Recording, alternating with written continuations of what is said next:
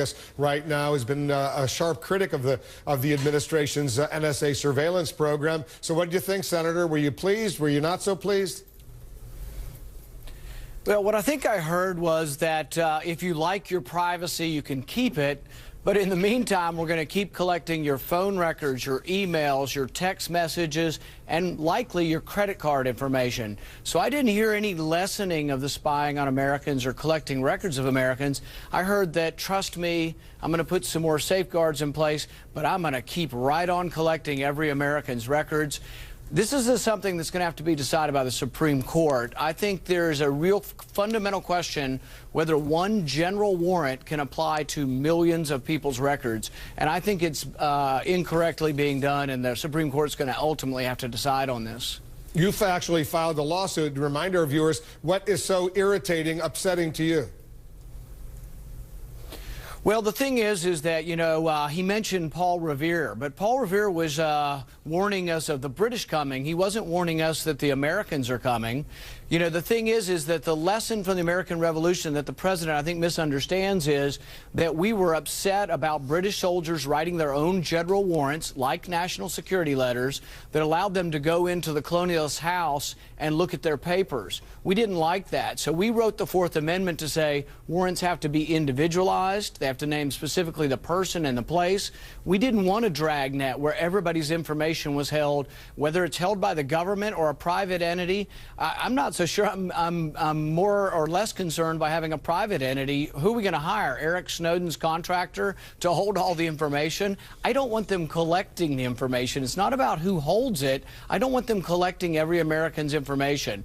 You know, he mentioned 9/11. The thing about 9/11 is we didn't do the appropriate things because we didn't do good police work, and we never even asked for a warrant. An FBI agent in Minnesota sent 70 letters to his superiors asking, can we get a warrant on this guy who wants to take off planes but not land them? And they didn't do the appropriate thing. They never asked for a warrant, which they could have gotten. We don't need all this extra collection of information. Here's a hypothetical, and we'll get your analysis of potentially what it means. And obviously, there were a lot of mistakes leading up to 9/11. What they're trying to do is learn from those mistakes to make sure there isn't another 9/11. Let's say the U.S. intelligence community learns that there is a terrorist in Yemen or Somalia or Afghanistan or someplace in a sensitive area. They have the cell phone. They're monitoring that individual's cell phone. That individual makes a call to someone in Louisville, Kentucky, in your home state. What's wrong with the NSA then getting a court order from the FISA court, the Foreign Intelligence Surveillance Court, and trying to find out what that phone conversation between Somalia and Yemen, that terrorist suspect there, and someone in Louisville? I have no objection to having a warrant for a specific person to look at phone calls. And if we then get a warrant, we find out the person in Louisville is connected to the person in Yemen, then we get a warrant for all of their phone calls. If they called 100 people last month, we look at those 100, and then we ask the judge for another warrant. So I don't care if it's 10 hops out with a warrant, but for the president to say, oh, we're only going to abuse the Fourth Amendment twice and not get warrants by hopping twice, not 3 times, it's either proper or improper, and there is a proper way of doing this, and this is with a judicial warrant individualized to the person, and then you can go and look at their friends with another warrant. We do this all the time. At 4 a.m., if there's somebody who's a potential murderer or rapist or you name it, we just call a judge and get a warrant, but we separate the police power from the judicial power. That's why we have to, I think, really reassess whether or not police officers or FBI agents should write their own warrants. I think only judges should write warrants. At one point in the speech, and the president spoke for about 45 minutes, Senator, he made this point. Let me play this little clip. After an extended review of our use of drones in the fight against terrorist networks, I believed a fresh examination of our surveillance programs was a necessary next step in our effort to get off the open-ended war footing that we've maintained since 9/11.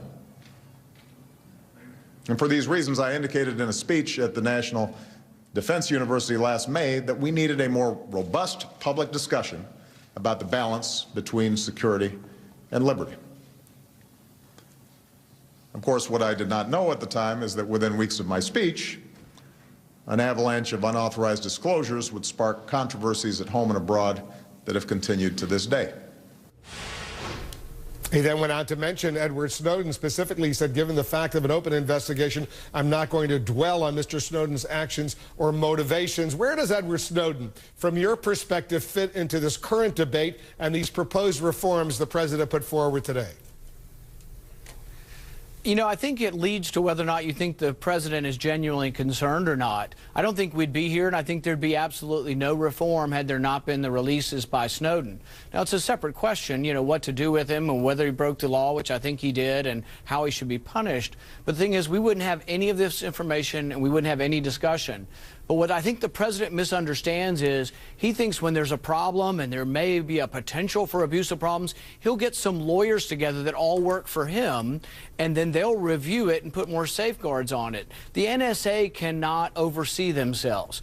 The administration or the executive branch can't oversee themselves. That's why we separate these powers. But we separated the police power from the judiciary power. So we can't have internal lawyers kind of looking at this and saying, oh, well, let's try to make sure everybody's privacy is taken care of. See, really, he's not going to fundamentally change any of this.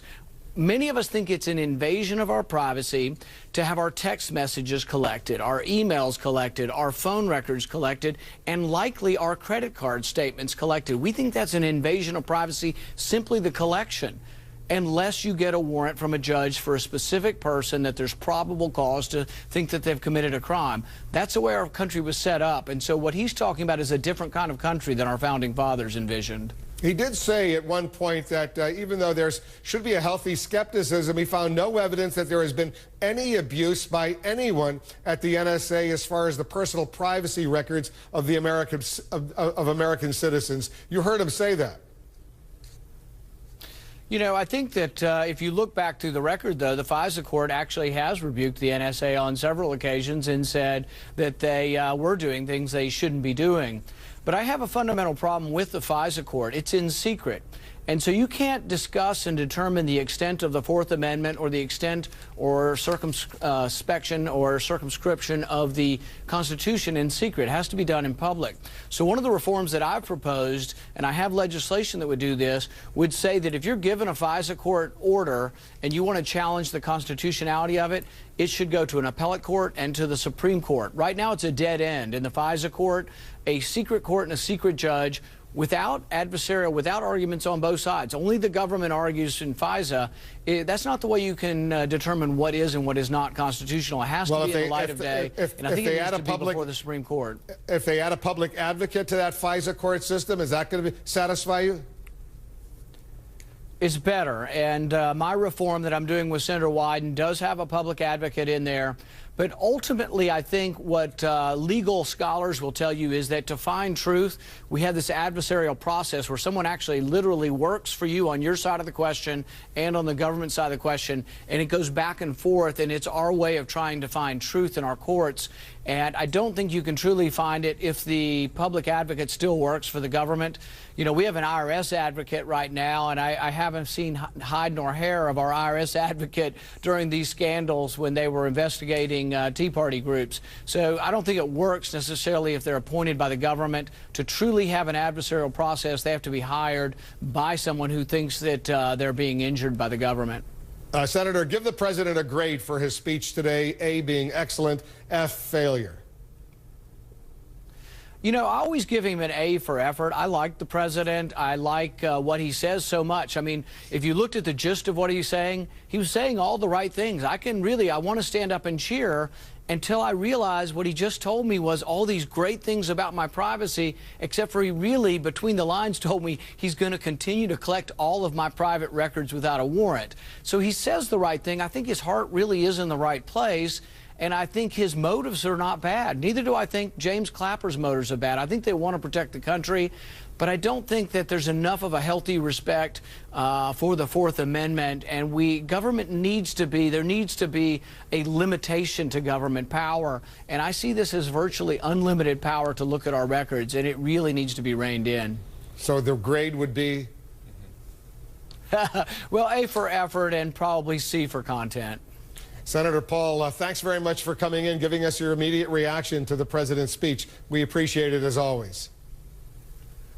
Thank you, Wolf.